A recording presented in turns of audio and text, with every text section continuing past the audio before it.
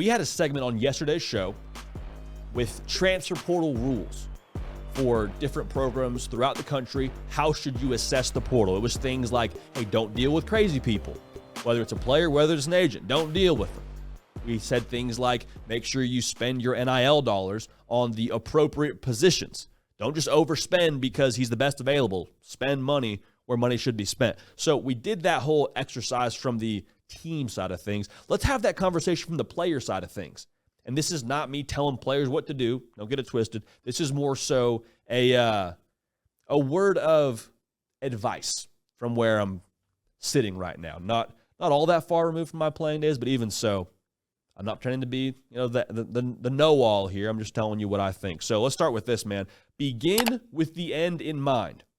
Stephen Covey has a book called The 7 Habits of Highly Effective People. I believe that is the first habit. What do you want out of your next spot? Do you want to develop like a Jaden Rashada? Do you have 1 year left? You got to play right now. Do you want to go somewhere to get a great graduate degree? Do you want to go somewhere where you can help set yourself up for a nice job after you finish playing ball? Whatever it is, let's begin with the end in mind. Don't just go to the big logo. Don't just go to the school that's nicest to you, who throws the biggest NIL bag at you. Begin with the end in mind. Because here's the deal, man. After you leave that school, whether it's in the portal, whether it's to the draft, whether it's to the real world, which is a horrible term to use, but regardless, it probably works on the same. You are living based off of what happened, the repercussions from that original decision. So begin with the end in mind. Be a highly effective person. That's one of our major rules for this transfer portal. If you're in the portal and making a decision, now also, if you're making a decision, here's how we would go about it. The job is always more important than the salary.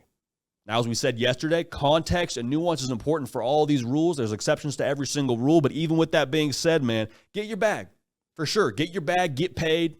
Don't go somewhere for free if you don't have to, and if you can get something better, obviously, like, take that into account. But at the end of the day, man, don't go somewhere for a bag if you're not going to play the role that you want to play in that team, right? Like, if you're a starting quarterback kind of player, and this goes without saying, but don't go somewhere for a whole lot of dollars where you're going to have no offensive line and no help around you, and you're just going to finish that season with a whole lot of bumps and bruises and a few more zeros to your checking account. That's not a good way to live.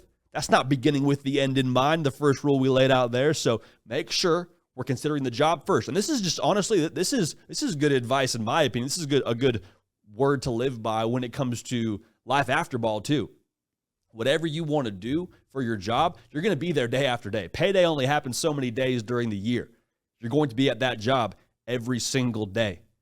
Make sure you like it. Make sure it's something you want to be doing. Make sure you see the value in it, the intrinsic value, not the monetary value.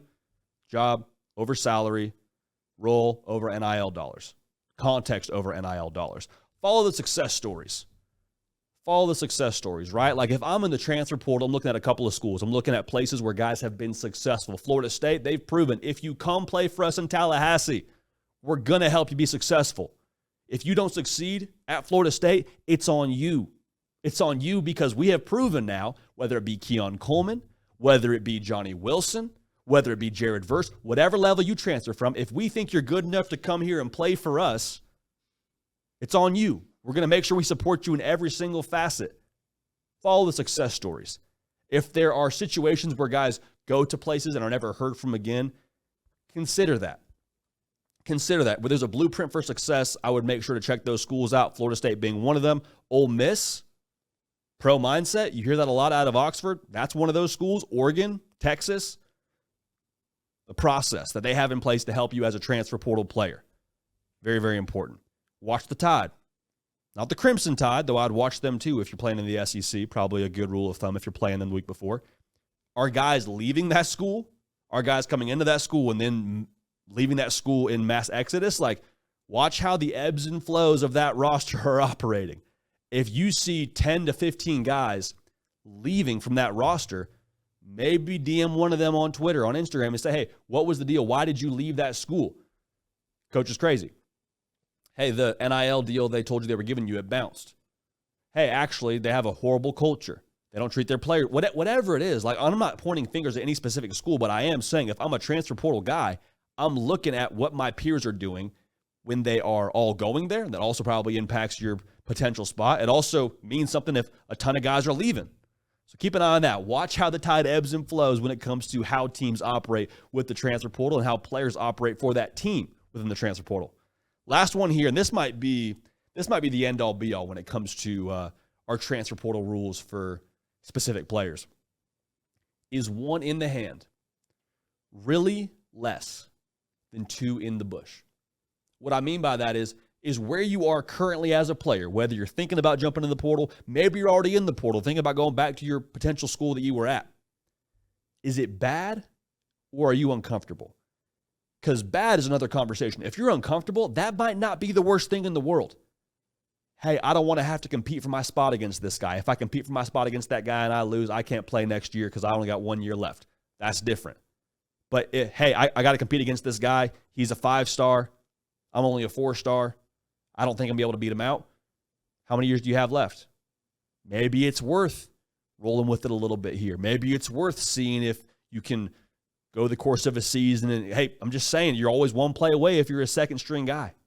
Okay, so is it bad or is it uncomfortable? If it's uncomfortable, there's a lot of value intrinsically, long-term, that you can take away from having pushed through something difficult.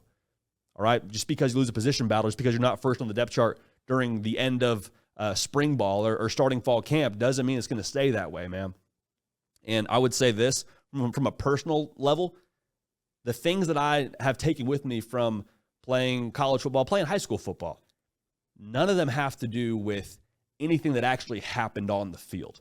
All of it was typically something where I was uncomfortable, I had to push through something, and I had to lean into the hard part of things to get out a better return. Now, I understand NIL dollars are a whole factor in this, so be smart when it comes to that, obviously, but I'd be slow to decide that something is bad when maybe it's just uncomfortable when it comes to hitting the portal or going back to your previous school.